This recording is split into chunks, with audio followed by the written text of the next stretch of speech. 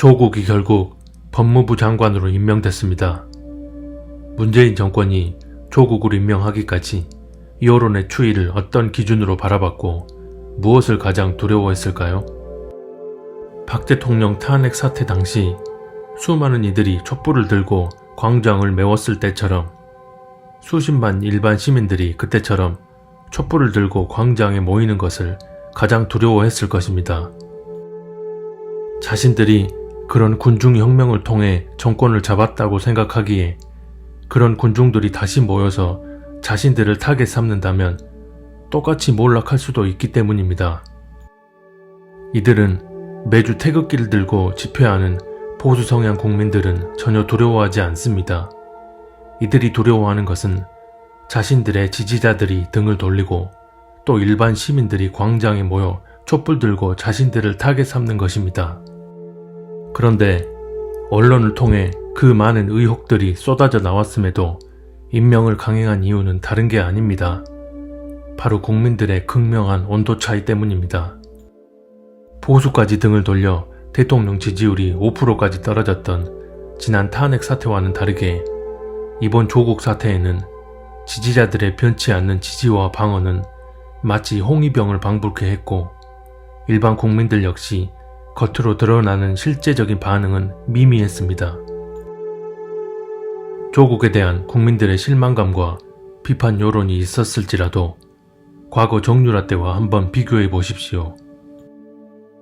정유라 당시에는 전 국민적 분노 여론이 들끓었고 이것이 일반 시민들을 광장으로 모여 촛불 들게 만듦으로써 탄핵의 결정적인 한방이 되었지만 조국 관련 의혹은 오히려 더 교활한 실체가 드러났음에도 관련 대학 몇 곳에서 학생들 위주의 소규모 집회가 벌어진 게 전부였습니다.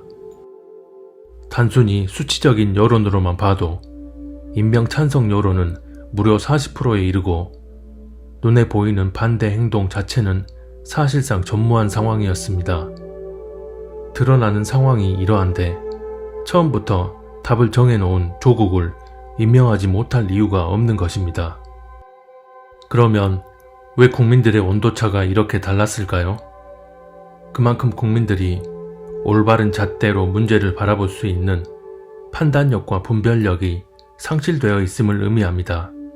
즉, 미혹되어 눈이 가려진 상태인 것입니다. 처음부터 문제의 근원 자체가 눈에 보이는 현상에 있지 않기 때문입니다. 지금 이 땅에서 벌어지는 모든 문제의 근원은 영적인 부분에 있고 이런 영적인 근원에 의해 이 땅에 임하는 가장 본질적인 심판의 대상은 바로 온갖 배도로 점철된 죄악을 저지르고도 회개할 생각조차 않는 교회들이고 조금 더 확장해보면 자유민주주의 국가로 세워진 나라임에도 국가적 기치와 사명을 까맣게 잊어버리고 등 따시고 배불러서 스스로 심판의 길을 택한 이 땅 국민들입니다. 고로 지금의 집권 여당은 심판의 대상이 아니라 심판의 도구로 사용되어지고 있는 것입니다. 이런 상황에서 심판의 도구로 세워진 문재인 정권이 국민적인 저항에 부딪히고 검찰이 집권 여당을 뒤집어 엎고 교회들이 앞장서서 나라를 지킬 수 있다고 하는 것은 어불성설입니다. 그냥 단순하게 생각해봐도 하나님이 세상의 일들에는 일절 관여치 않는 분이라면 모를까. 대한민국에 그 수많은 교회들이 있고 새벽기도가 매일 뜨겁고 선교 대국인데 왜 이런 정권이 들어서도록 허락하셨고 나라가 이렇게 되도록 가만히 보고 계실까를 한번 생각해 보십시오. 이게 하나님의 섭리와는 아무런 상관도 없다고 할 수 있을까요? 하나님의 보응의 순서는 분명합니다. 하나님께서 당신의 언약 백성들인 이스라엘이 죄를 회개치 않으므로 그들을 심판하실 때는 반드시 이방 민족을 심판의 도구로 사용하셨습니다.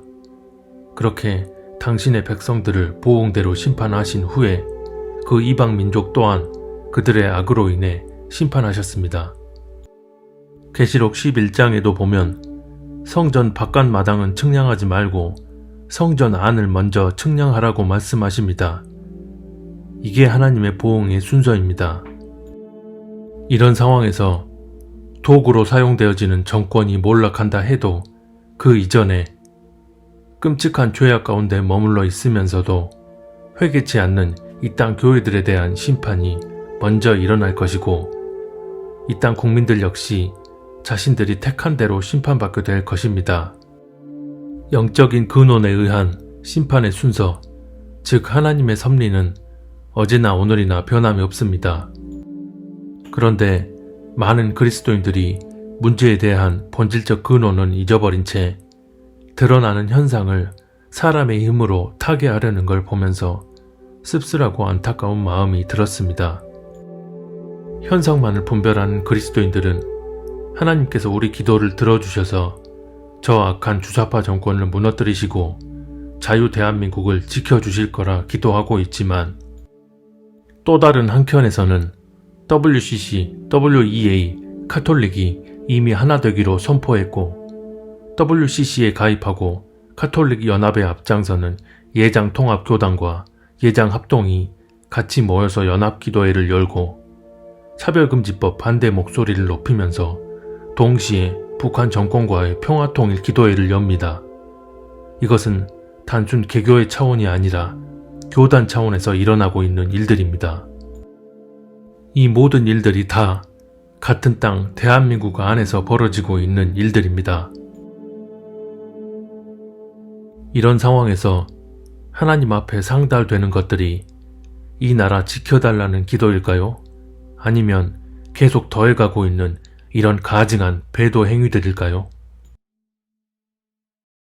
이 땅 교회들이 제발 하나님 앞에 모여서 그간의 모든 배도 행위들을 철저히 끊어내고 공식적으로 회개하여 실제적으로 돌이키는 역사가 일어나지 않는다면, 지금의 국가적 상황에서 하나님 앞에 상달되는 우리의 행동은 이 나라 지켜달라는 기도 행위가 아니라 이런 가증한 죄악들인 것이고, 그로 인한 보응의 심판이 이 땅에 떨어질 것입니다.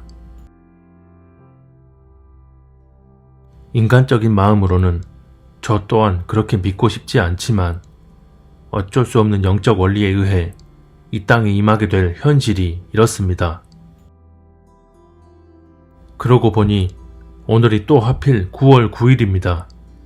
어쩌면 이것이 이 땅 교회들에게 임하는 심판의 서막일지도 모르겠습니다.